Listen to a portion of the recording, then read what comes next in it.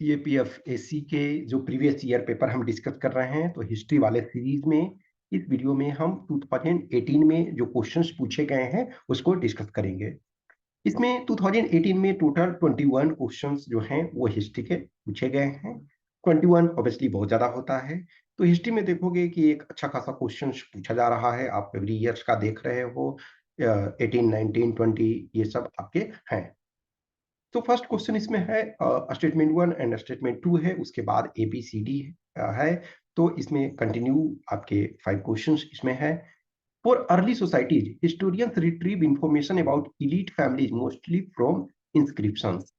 ये देखो, जो फर्स्ट ये कह रहा कि जो अर्ली सोसाइटी है, तो historian retrieve information about elite family mostly from inscription, जो इंस्क्रिप्शन लिखे हुए अभिलेख हैं उससे। लेकिन कॉमन मैन के बारे में अभिलेख बहुत कम ये बताता है, कॉमन मैन तो लिखाएगा नहीं ना। तो अब जो यानी कि इलीट जो वर्ग हैं, मीन्स इसका मतलब है कि जो आइदर प्रिंसेस हैं, किंग हैं या उनके मिनिस्टर्स हैं। तो ये फर्स्ट सही है।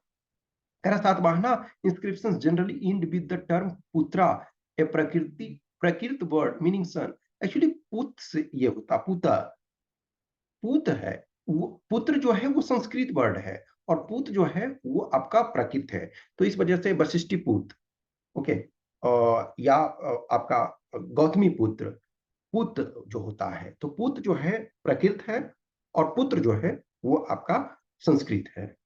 तो फर्स्ट सही है, सेकंड गलत है, तो इसका मतलब शी हो जाएगा answer.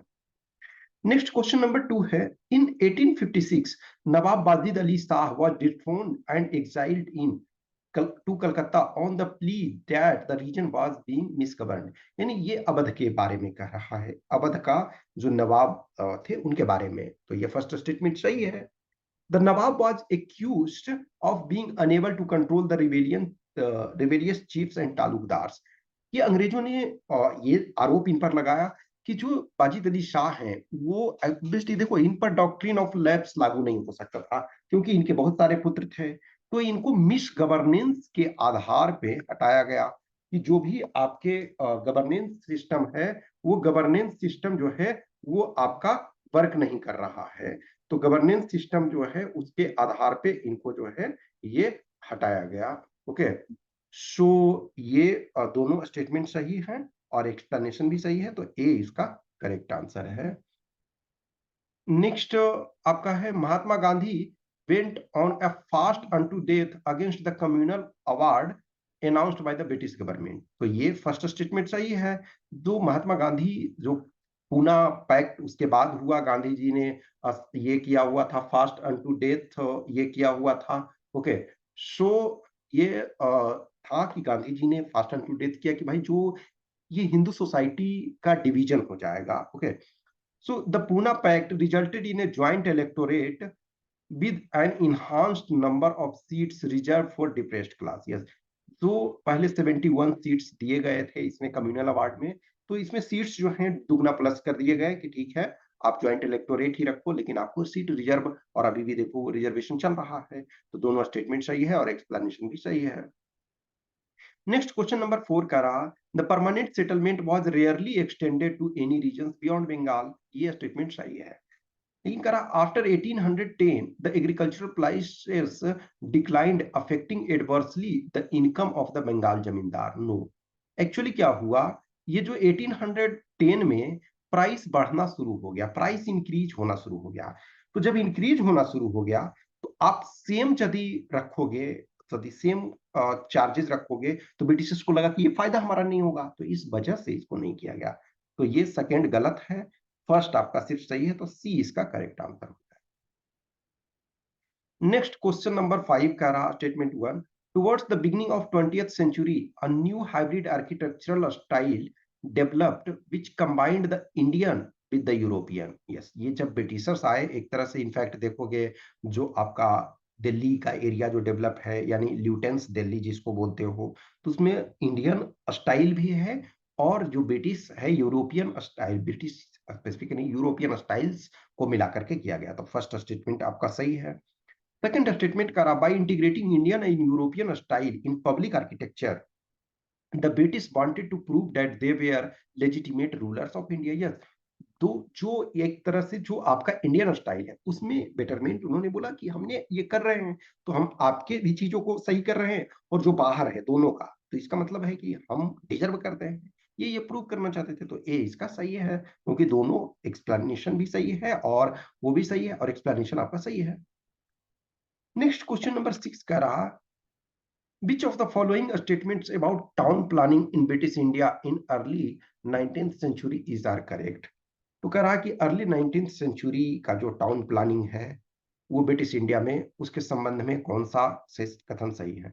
The funds for town improvement where also raised through public lotteries, जो यानी कि सार्वजनिक लॉटरी से के थ्रू ये किया गया।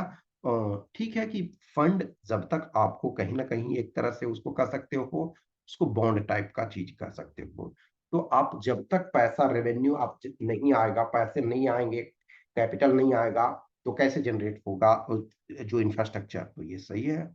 The threats of epidemics gave an impetus to town planning in the early decades of 19th century. Yes, जो आपके एपिडेमिक्स वगैरह महामारी आ जाते थे तो शहरों को इस ढंग से कोशिश की गई कि एटलीस्ट खास करके जहाँ इलीट पीपल रहते हैं, जहाँ ब्रिटिशर्स जो है हायर ऑफिशियल्स जो रह रहे हैं, तो वो एरिया कम से कम सही हो। इस वजह से मेजोरिटी ऑफ अर्बन एरिया में आप देखते हो एक जो सिविल लाइंस होता है, और वो सिविल लाइंस हर शहर का अच्छा बना हुआ है, और वहाँ जो ब्रिटिशर्स या हायर ऑफिशियल्स रहते थे, तो सी इसका सही है, दोनों सही है। क्वेश्चन नंबर 7 इसमें कहता है, which of the following statements about India's independence is are correct? Bharat के स्वतंत्रता के संबंध में कौन सा से कथन सही है? तो फर्स्ट कहता है, the formal transfer of power on 15 August 1947 heralding India's independence was announced by Lord Mountbatten. Yes, ये लॉर्ड लुइस माउंटबेटन ने इसको घोषणा की कि भारत जो है 15 अगस्त 1947 को आजाद हो जाएगा, और उन्होंने अपना रिजर्वेशन उसी आधार पे बुक करा हुआ था, तो ये कर दिया गया। सेकंड है, Mahatma Gandhi was not present at the festivities in the capital on 15 August 1947। Yes, Mahatma Gandhi उस समय नोआखाली में थे। उस समय बंगाल में दंगे चल रहे थे, जो हिंदू मुस्लिम दंगे, जब आजादी का जब घोषणा हो गया, मतलब उसके पहले से ही जो डायरेक्ट एक्शन डे जो से ये किया गया उसके द्वारा, मोहम्मद अली जिन्ना के द्वारा, तो बहुत जगह में वायलेंस हुआ, बहुत जगह में हिंसा हुई, तो इस कारण से वहाँ प्रॉब्लम्स ये चल रहे थे। तो दोनों स्टेटमेंट सही है, गांधी जी वहां नहीं थे राजधानी में, तो सी इसका करेक्ट आंसर हो गया।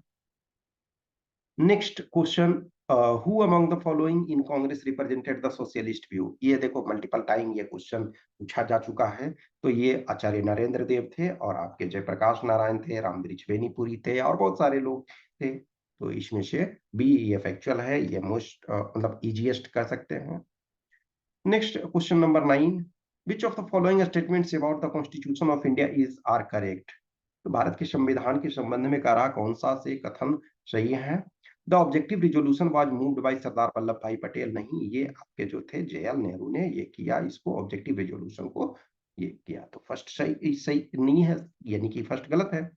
नेक्स्ट है, doctor B R Ambedkar served as the chairman of drafting committee in the capacity in his capacity as the law minister. Yes, वो लॉ मिनिस्टर बनाए गए थे, और लॉ मिनिस्टर की हैसियत से उन्होंने जो है वो ड्राफ्टिंग कमिटी के चेयरमैन बने, और जो कॉन्स्टिट्यूशन हमारा है, जो इंडियन कॉन्स्टिट्यूशन है, उसके डेवलपमेंट में बी आर अम्बेडकर का अहम भूमिका ये है।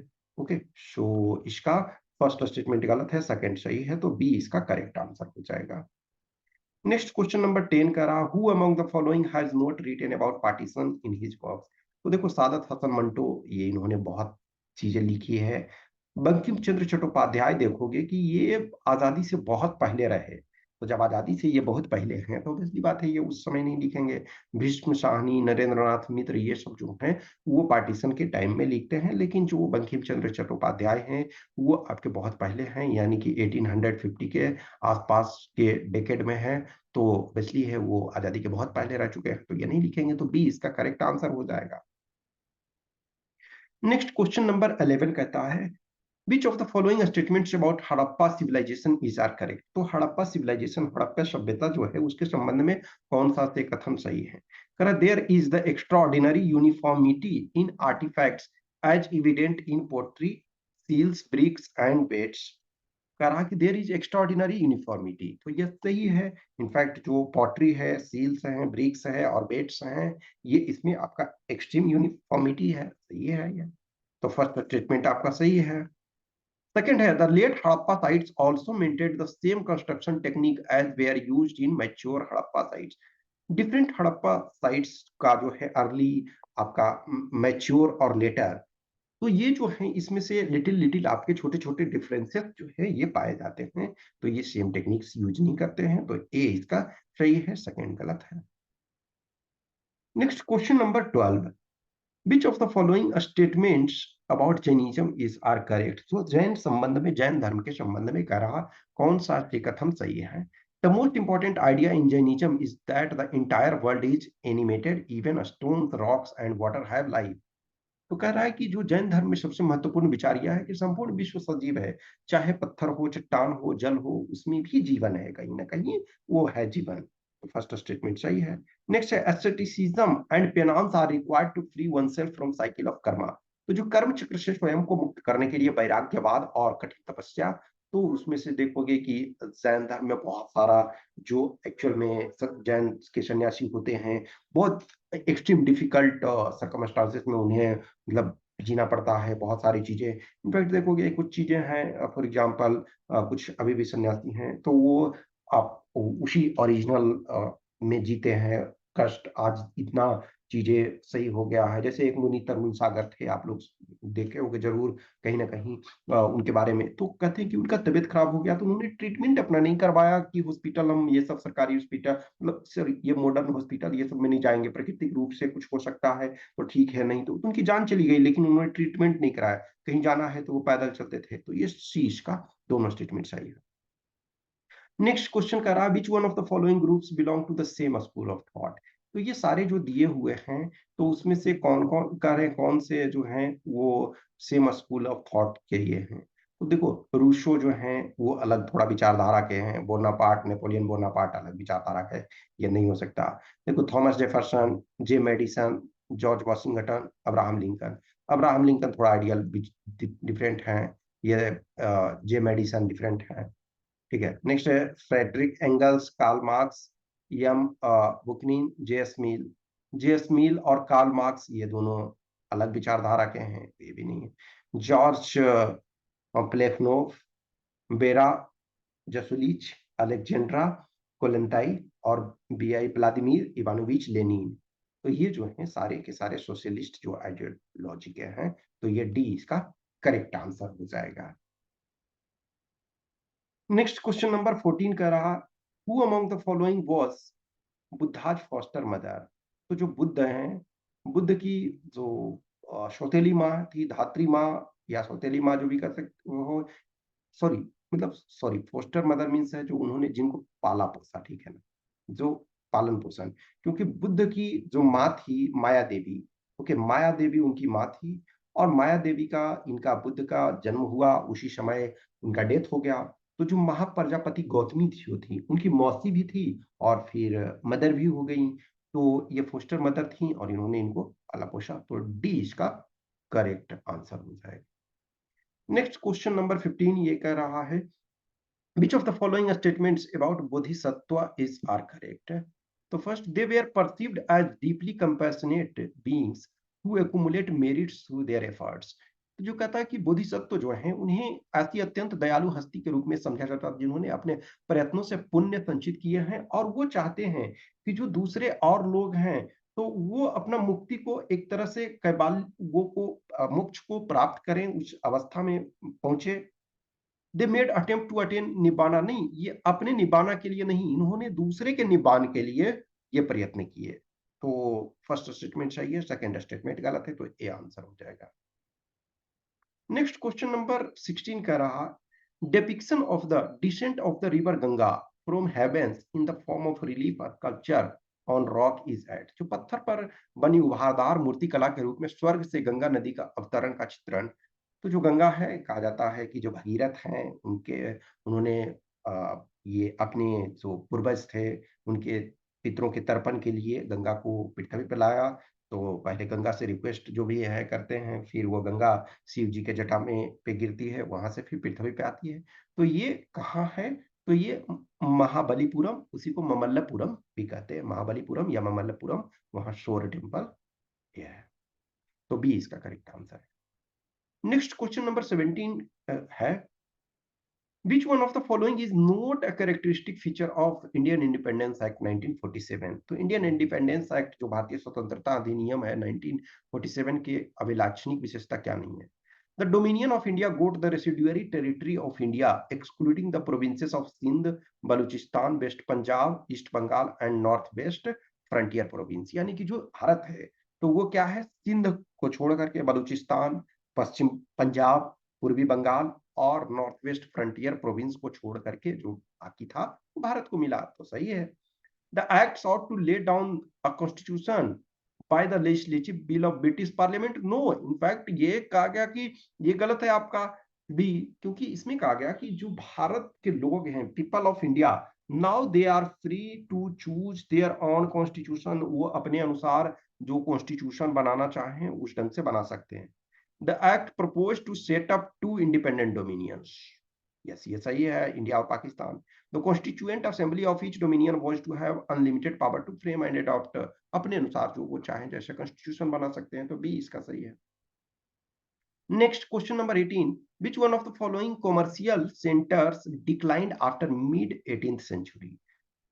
यानी कि 1750 के बाद एक तरह से कौन सा जो इसमें शहर है जो कमर्शियल सेंटर के रूप में था पहले, क्योंकि जो आपका क्लॉथ था, कॉटन टेक्सटाइल इंडस्ट्री, तो वो डिक्लाइन जब हो गया, तो जब वो डिक्लाइन हो गया तो वहां से लोग जो शहर से गांव की ओर भागने लगे, क्योंकि शहर में जो है रहना बहुत कष्टकर हो गया। वहां जब अंग्रेज अपना कब्जा कर लिए तो यहाँ से रॉ मटेरियल लेते थे, वहां से फिर अपना बना हुआ सामान यहाँ लाते थे, तो दोनों तरफ से वो नुकसान। तो ये क्या है, ढाका। ढाका जो कॉटन के लिए, खास करके जो मलमल, खास मलमल मुस्लिम जिसको बोलते हैं, तो वो उसके लिए फेमस था। तो सी इसका करेक्ट आंसर है। Next question number 19। Which of the following statements about Vinodini Dasi, a pioneering figure in Bengali theatre in the 19th और early 20th century is are correct? तो विनोदिनी दासी के संबंध में कह रहा, एनसीईआरटी में आपको डायरेक्ट मिलेगा, बहुत सारे क्वेश्चंस आपको डायरेक्ट एनसीईआरटी में मिल जाएंगे। तो कह रहा, suppose one of the prime movers behind the setting up of the star theatre 1883 in Calcutta. Yes, ये आपका स्टेटमेंट, फर्स्ट स्टेटमेंट सही है। सेकंड स्टेटमेंट इसमें कह रहा, सी सीरियलाइज्ड हर ऑटोबायोग्राफी अमर कथा, यानी अमर कथा means my story between 1910 and 1913। तो ये डायरेक्ट एनसीईआरटी में देखोगे एक पैसेज दिया हुआ है, वो उसी में से ये दिया हुआ है। तो ये दोनों स्टेटमेंट सही है, तो इसका जो आंसर हो जाएगा इस क्वेश्चन का सी हो जाएगा। Question number 20। Who among the following was the author of Hind Swaraj?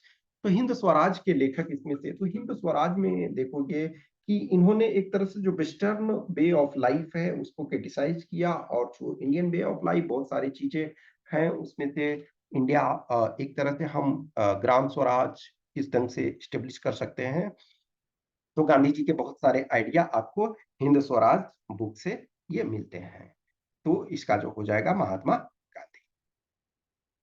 Last question of the day है कि द बुद्धिस्ट टेक्स्ट मध्यम निकाय, तो बुद्ध का जो ग्रंथ है मध्यम निकाय वो किस भाषा में है?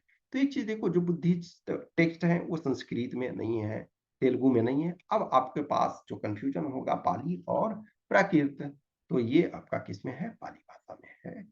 तो समटाइम कुछ चीजों को आपको थोड़ा रिस्क लेना पड़ता है, मतलब, लेकिन कुछ चीजों को आप इग्नोर कर सकते हो, क्योंकि संस्कृत जो है उस समय इलीट भाषा माना जाता था, और इलिटिस्ट भाषा माना जाने के कारण है कि बुद्धा ने ये है जो पीपल का जो लैंग्वेज है, तो पाली जो है उस समय लैंग्वेज बहुत सारे कॉमन मैन का था। और ऑब्वियसली ये जो बुद्ध के बाद ये सारी चीजें हुई, लेकिन उसमें से कोशिश किया गया कि कॉमन पीपल के। तो इसमें टोटल आपके 21 क्वेश्चंस थे, तो ये आपके कंप्लीट हो गए 2018 के। नेक्स्ट वाले वीडियो में हम 2017 का देखेंगे। Okay, thank you.